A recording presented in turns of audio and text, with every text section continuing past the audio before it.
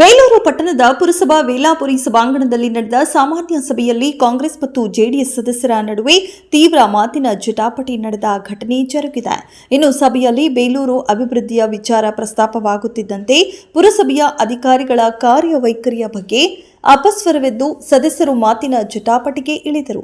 ಘಟನೆಗೆ ಸಂಬಂಧಿಸಿದಂತೆ ನೋಡುವುದಾದರೆ ಪುರಸಭಾ ಅಧ್ಯಕ್ಷ ಎಆರ್ ಅಶೋಕ್ ಅಧ್ಯಕ್ಷತೆಯಲ್ಲಿ ಹಾಗೂ ಶಾಸಕರ ಸಮ್ಮುಖದಲ್ಲಿ ನಡೆದ ಸಾಮಾನ್ಯ ಸಭೆಯಲ್ಲಿ ಕಳೆದ ಸಭೆಯಲ್ಲಿನ ಅನುಪಾತ ವರದಿ ನೀಡದೆ ಸಭೆ ಆರಂಭ ಬೇಡ, ನಗರೋತ್ಥಾನದ ಕಾಮಗಾರಿಗಳು ಅರೆಬರಿಯಾಗಿದೆ, ಈ ಬಗ್ಗೆ ನಮಗೆ ಮಾಹಿತಿ ಬೇಕು, ಜನಸಾಮಾನ್ಯರ ಕೆಲಸ ಕಾರ್ಯಗಳನ್ನು ಅಧಿಕಾರಿಗಳು ವಿಳಂಬ ಮಾಡುತ್ತಿದ್ದಾರೆ, ಇದರಿಂದಾಗಿ ನಾವು ಮತ ಹಾಕಿದವರ ಬಳಿ ತಲೆ ತಗ್ಗಿಸುವ ಕೆಲಸ ಆಗುತ್ತಿದೆ. ಜೊತೆಗೆ ಪುರಸಭೆಯಲ್ಲಿ ಕ್ರಿಯಾ ಯೋಜನೆಗೊಂಡ ಕಾಮಗಾರಿಗಳು ಅಧಿಕಾರಿಗಳ ದಿವ್ಯ ನಿರ್ಲಕ್ಷ್ಯದಿಂದ ಕೆಲಸ ನಡೆದಿಲ್ಲ, ಪುರಸಭೆಯಲ್ಲಿ ಯಾವುದೇ ಕೆಲಸ ಮಾಡುತ್ತಿಲ್ಲ, ನೆಪ ಮಾತ್ರಕ್ಕೆ ಸಭೆಯಲ್ಲಿ ಬಂದು ಮಾತನಾಡಬೇಕಿದೆ.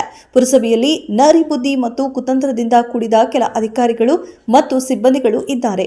ಕಾಮಗಾರಿಗೆ ಹಣ ಮೀಸಲಿಟ್ಟಿದ್ರೂ ಸಹ ಯಾವುದೇ ಕೆಲಸಗಳಾಗಿಲ್ಲ. ಪುರಸಭೆಯಲ್ಲಿ ಅರ್ಹತೆಯುಳ್ಳ ಅಧಿಕಾರಿಗಳ ಕೊರತೆ ಇದೆ. ಕಾಮಗಾರಿಗಳ ವಿಳಂಬಕ್ಕೆ ಕಾರಣವಾದ ಅಧಿಕಾರಿಗಳ ತಲೆದಂಡ ಆಗಬೇಕು. ಪ್ರವಾಸಿ ತಾಣ ಬೇಲೂರಿನಲ್ಲಿ ಪ್ರವಾಸಿಗರಿಗೆ ಮೂಲ ಸೌಲಭ್ಯಗಳು ಇಲ್ಲದೆ ಹಿಡಿ ಶಾಪ ಹಾಕುತ್ತಿದ್ದಾರೆ. ಪಟ್ಟಣದಲ್ಲಿ ಸರಿಯಾದ ಸ್ವಚ್ಛತೆ ಇಲ್ಲದೆ ಅಸ್ವಚ್ಛತೆಯ ತಾಣವಾಗಿದೆ. ದೇಗುಲದ ಮುಖ್ಯ ರಸ್ತೆಗೆ ಸರಿಯಾದ ಚರಂಡಿ ಇಲ್ಲದೆ ಹೊಳೆ ಬೀದಿ ಬಳಿ ನೀರು ನುಗ್ಗುತ್ತಿದೆ. ಈ ಬಗ್ಗೆ ಗಮನ ಹರಿಸಬೇಕು. ಬಸ್ ನಿಲ್ದಾಣವನ್ನು ಹೈಟೆಕ್ ಮಾದರಿಯಲ್ಲಿ ಮಾಡಲು ಹೊರಟಿರುವುದು ಸಂತೋಷದ ವಿಚಾರ. ಇದಕ್ಕೆ ಪುರಸಭೆ ಸಂಪೂರ್ಣ ಬೆಂಬಲವಿದೆ. ಇದರ ಜೊತೆಗೆ ಹೊಳೆ ಬೀದಿ ರಸ್ತೆಯನ್ನ ಈಗಾಗಲೇ ಅಗಲೀಕರಣ ಮಾಡಲು ಹೊರಟಿರುವ ಶಾಸಕರು ಆ ಭಾಗದ ಜನರನ್ನ ಸಭೆ ಕರೆದು ಕೆಲ ಗೊಂದಲವಿರುವುದರಿಂದ ಸರಿಯಾದ ಮಾಹಿತಿ ನೀಡಬೇಕು. ಹೀಗೆ ಹಲವು ಬೇಡಿಕೆಗಳ ಈಡೇರಿಕೆಗೆ ಆಗ್ರಹಪಡಿಸಿದಾಗ ಕಾಂಗ್ರೆಸ್ ಮತ್ತು ಜೆಡಿಎಸ್ ಸದಸ್ಯರ ನಡುವೆ ತೀವ್ರವಾದ ವಿವಾದವೂ ನಡೆಯಿತು. ಎಲ್ಲ ಸದಸ್ಯರನ್ನ ಶಾಂತಗೊಳಿಸಿದ ಶಾಸಕ ಎಚ್.ಕೆ. ಸುರೇಶ್ ಅವರು, ನನ್ನ ದುರಾದೃಷ್ಟವೋ ಅಥವಾ ಈ ಪುರಸಭೆಯ ದುರಾದೃಷ್ಟವೋ ಗೊತ್ತಿಲ್ಲ, ಇಲ್ಲಿ ಉತ್ತಮ ದರ್ಜೆಯ ಅಧಿಕಾರಿಗಳಿಲ್ಲದೆ ಪುರಸಭೆ ಆಡಳಿತ ಸಂಪೂರ್ಣ ಹದಗೆಟ್ಟಿದೆ. ಇಲ್ಲಿನ ಅಧಿಕಾರಿಗಳ ಸಮನ್ವಯ ಕೊರತೆಯಿಂದ ಅಭಿವೃದ್ಧಿ ಕುಂಠಿತವಾಗುತ್ತಿದೆ.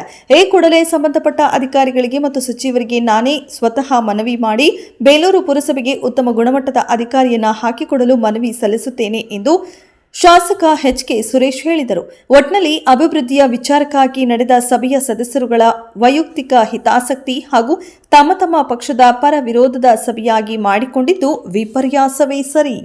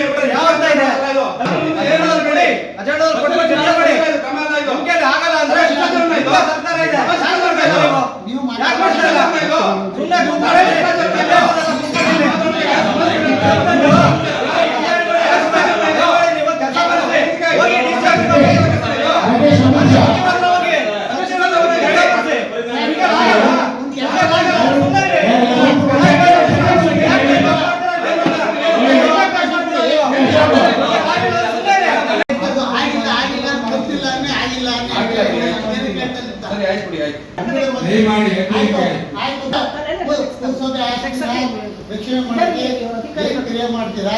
ಒಂದನೇದು. ಎರಡನೇದು, ಪುರಸಭೆ ಆಸ್ತಿ ರಕ್ಷಣೆ ಮಾಡಕ್ಕೆ ಏನು ಕ್ರಿಯೆ ಮಾಡ್ತೀರ ಅಂತ ಒಂದನೇದು.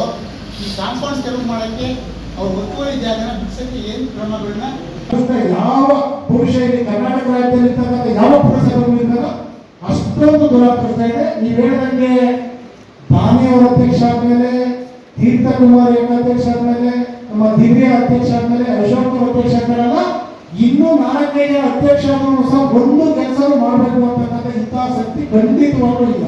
ನಾವು ನೋಡ್ತಾ ಇದ್ದೀವಿ. ಆ ಕ್ಷಣಕ್ಕೆ ಏನು ಅರಕೆ ಉತ್ತರ ಕೊಡಬೇಕು